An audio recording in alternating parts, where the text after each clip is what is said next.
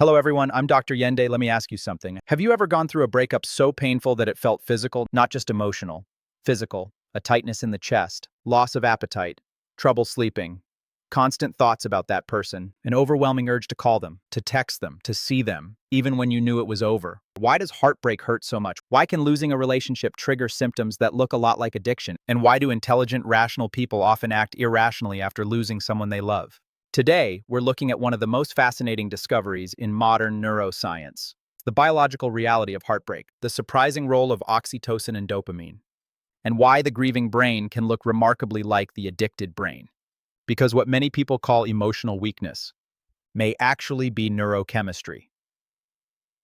Love is not just an emotion. Most people think love lives in the heart. Poets write about it. Songs celebrate it. Movies romanticize it.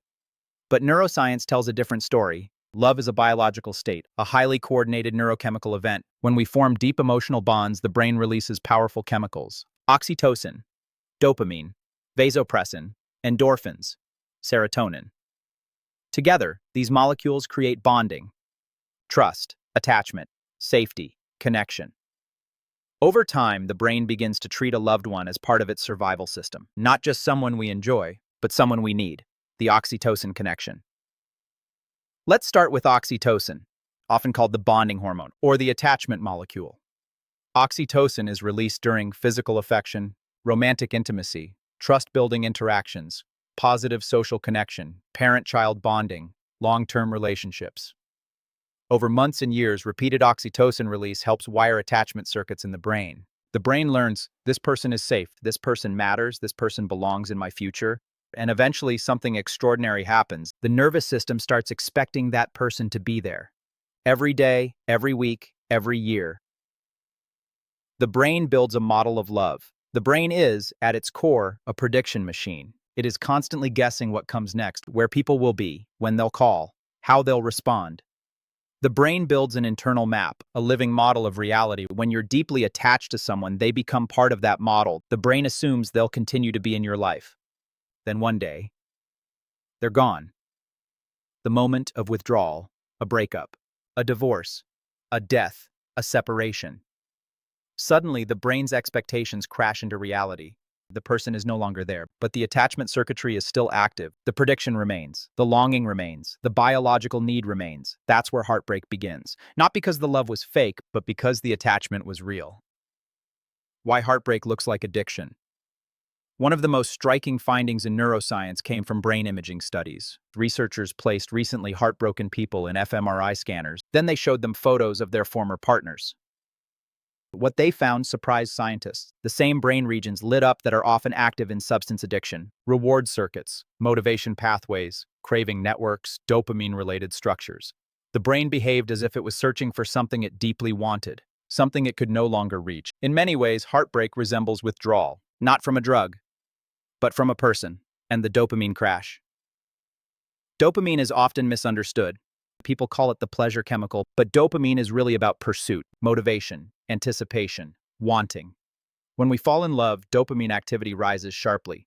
The relationship feels rewarding, exciting, meaningful. The brain begins to expect those rewards. Then the relationship ends. But the dopamine system doesn't adapt right away. The brain keeps searching, keeps expecting, keeps craving. That's why people replay conversations, scroll through old photos, check messages, visit places that remind them of the relationship. The brain is chasing a reward that no longer exists. The cortisol storm. At the same time, another hormone rises. Cortisol, the body's main stress hormone. Heartbreak isn't just emotional pain, it's biological stress. Researchers have documented elevated cortisol, sleep disruption, increased heart rate, reduced heart rate variability, changes in appetite, immune system changes, inflammatory changes. The body shifts into survival mode. The nervous system reads loss as a threat and reacts accordingly. Broken heart syndrome. In rare cases, emotional stress can become so intense that it temporarily affects heart function. This condition is called Takotsubo cardiomyopathy. It's often known as broken heart syndrome. The symptoms can look like a heart attack, chest pain, shortness of breath, cardiac dysfunction. While uncommon, it reveals something important. The heart and brain are deeply connected. Emotional pain is not imaginary. The body feels it. Why we obsess after breakups. Many people ask, if the relationship is over, why can't I stop thinking about them? Because your brain is trying to solve a problem. It keeps searching for answers, for explanations, for ways to restore normal life. The brain hates uncertainty, and heartbreak creates a huge amount of it. The result is rumination, endless mental loops. What if? If only. Maybe. The mind keeps searching for a different outcome. The healing process. Fortunately, the brain can change. That ability is called neuroplasticity. Over time, the nervous system begins to update its internal map. The predictions change. The attachment may remain, but the expectation of daily presence slowly fades. The brain learns a new reality. This isn't forgetting. It's adaptation. Love doesn't disappear. The neural representation changes. The role of sleep in recovery. One of the most important healing tools is often overlooked. Sleep.